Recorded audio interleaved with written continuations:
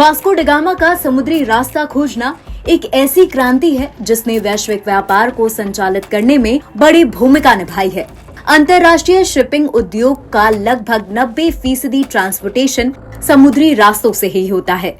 दुनिया भर में फैले समुद्री मार्गों का संचालन अंतर्राष्ट्रीय कानूनों के तहत किया जाता है, लेकिन अब चीन ने खुफिया रास्ता ढूंढकर दुनिया के सामने चुनौती बढ़ा दी है।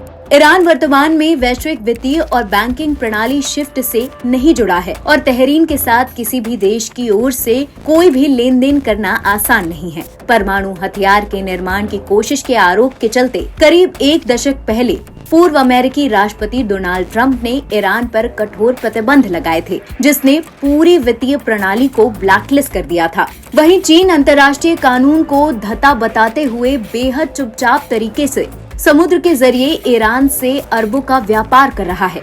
इसके कारण तमाम वैश्विक प्रतिबंधों के बाद भी ईरान आर्थिक और सामरिक रूप से मजबूत बना हुआ है।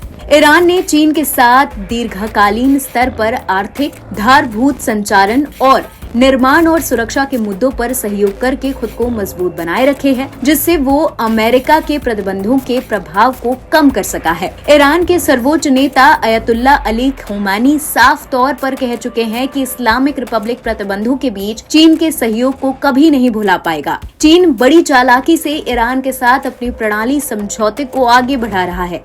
उसने वैश्विक प्रतिबंधों को सम्मान की बात कहते हुए समुद्र में संचार के ऐसे खुफिया रास्ता तलाश रहा है जहां दोनों देशों के बीच खूब व्यापार हो रहा है। चीन की समुद्री सड़क पश्चिमी शियांगिंग के फारस की खाड़ी तक फैली हुई है।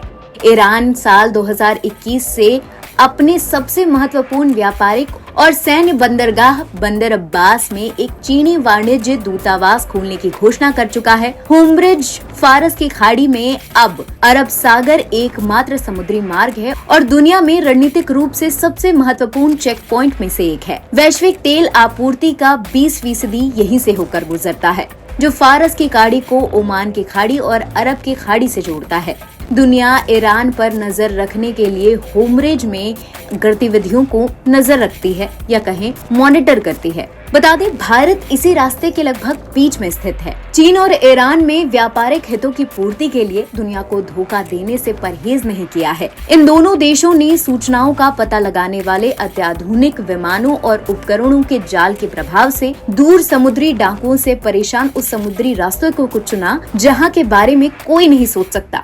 ईरान और चीन का व्यापारिक और खुफिया समुद्री रास्ता दक्षिण पूर्व एशिया के अंतर्गत आता है। इस क्षेत्र में कई देश चीन की दादागिरी से परेशान हो रहे हैं। दक्षिण पूर्व एशिया के कुछ हिस्से चीन की कर्ज नीति में फंसे हुए हैं और अपनी वैश्विक जवाबदेही से बचना चाहते हैं। चीन के मददगार इन प्रमुख देशों में मलेशिया, सिंगापुर और इंडोनेशिया का नाम सामने आ रहा है। सिंगापुर और मलेशिया के एक पूरब में एक क्षेत्र है जो ऐतिहासिक रूप से हमेशा एक ऐसा स्थान रहा है जहां बहुत सारे टैंकर आते हैं और अपना माल एक दूसरे को स्थानांतरित करते हैं या कहें ट्रांसफर करते हैं।